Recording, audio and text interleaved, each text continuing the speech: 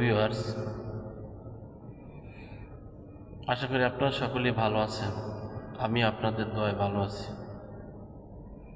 আমি doctor M Ferdous. আমি প্রতিনিয়ত আপনাদের মাঝে হোমিও টিপস নিয়ে হাজির হই। আপনারা যাতে আমার ভিডিও দেখে শিখতে পারেন, নিজেকে সেভ করতে পারেন, পরিবারকে সেভ করতে পারেন, এটাই আমার উদ্দেশ্য।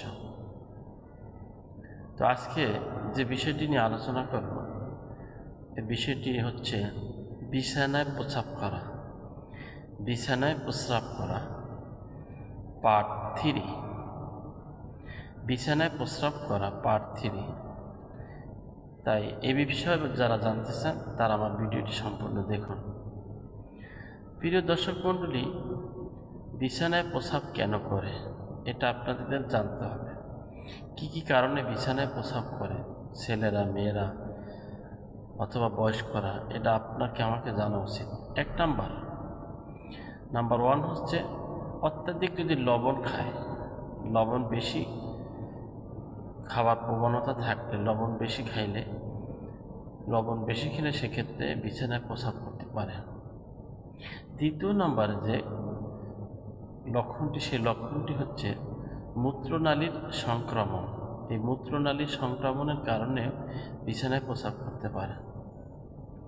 তৃতীয় নাম্বারে কোষ্ঠকাঠিন্যের কারণে বিছানায় প্রস্রাব করতে পারে, এটা একটা লক্ষণ। চতুর্থ নাম্বারে স্নায়ু সমস্যার কারণে বিছানায় প্রস্রাব করতে পারে। পঞ্চম নাম্বারে ডায়াবেটিসের কারণে বিছানায় প্রস্রাব করতে পারে। এরপরে মূত্রথলির বাধার কারণে, অর্থাৎ ষষ্ঠ নাম্বারে মূত্রথলির বাধার কারণে বিছানায় প্রস্রাব করতে পারে। অবাঞ্ছিত ঘুমের কারণেও বিছানায় প্রস্রাব করতে পারে। প্রস্রাব নিয়ন্ত্রণের অভাব থাকলেও, প্রস্রাব নিয়ন্ত্রণের ক্ষমতা না থাকলেও বিছানায় প্রস্রাব করতে পারে। ইত্যাদি কারণে বিছানায় প্রস্রাব করতে পারে। এখন আমরা জেনে নিব বিছানায় প্রস্রাব করলে কি ওষুধ সেবন করলে বিছানায় প্রস্রাব করা বন্ধ হবে। তো আজকে যে ওষুধটির কথা বলবো, এই ওষুধটি অত্যন্ত গুরুত্বপূর্ণ একটি ওষুধ। এই ওষুধটির নাম হচ্ছে কিরিওজোট।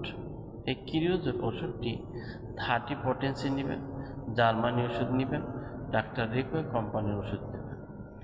এখন আমরা জেনে নিব কিরিওজোট এই ওষুধটি কোন কোন লক্ষণে ব্যবহার করব, কি কি লক্ষণে ব্যবহার করব।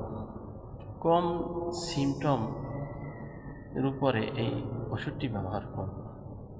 শিশুরা দুর্গন্ধযুক্ত যদি প্রস্রাব করে রাত্রে ঘুমানোর সময়, অথবা রাত্রে যদি প্রস্রাব করে, সেক্ষেত্রে কিরিওজোট আমরা ব্যবহার করব।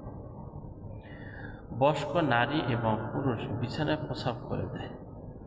বয়স্ক নারীরা দেখা যায় মনে হয় যেন রাত্রে ঘুমানোর মধ্যে সে প্রস্রাবখানায় গিয়ে প্রস্রাব করছে, অথচ প্রস্রাব করেছে সে বিছানায়। এরকম যদি অবস্থা হয়, নিজের অজান্তে যদি বিছানায় প্রস্রাব করে, বিছানায় প্রস্রাব করছে নিজে টের পায় নাই, যখন ঘুম থেকে সজাগ পেয়েছে তখন সে অনুভব করছে আমি বিছানায় প্রস্রাব করে ফেলছি।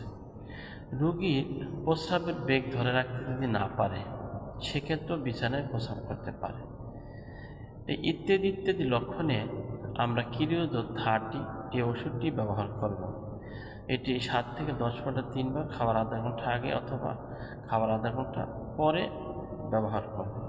এভাবে যদি ওষুধটি নিয়মিত সেবন করেন, তাহলে ইনশাআল্লাহ আপনাদের বিছানায় প্রস্রাব করা বন্ধ হয়ে যাবে। তাহলে বুঝতেই পেরেছেন ভিডিওটি কতটা গুরুত্বপূর্ণ। আশা করছি ভিডিওটি আপনাদের ধারণায় এসেছে এবং ভিডিওটি আপনাদের অনেক উপকারে আসবে। ভিডিওটি আপনাদের ধারণায় এসেছে এবং ভিডিওটি আপনাদের অনেক উপকারে আসবে। যদি উপকারে আসে তাহলে একটি লাইক দেবেন, বন্ধুদের সাথে শেয়ার করবেন। ভালো থাকুন, সুস্থ থাকুন, দেখতে থাকুন ডিএস হোমিও ইউটিউব চ্যানেল। আশা করছি ভিডিওটি আপনাদের অনেক উপকারে আসবে। যদি ভিডিওটি ভালো লাগে, ভিডিওটি কেমন লাগলো আমাকে কমেন্টে জানিয়ে দেবেন। যদি ভালো লাগে তাহলে একটি লাইক দেবেন এবং বন্ধুদের সাথে শেয়ার করবেন। ভালো থাকুন, সুস্থ থাকুন আর দেখতে থাকুন ডিএস হোমিও ইউটিউব চ্যানেল।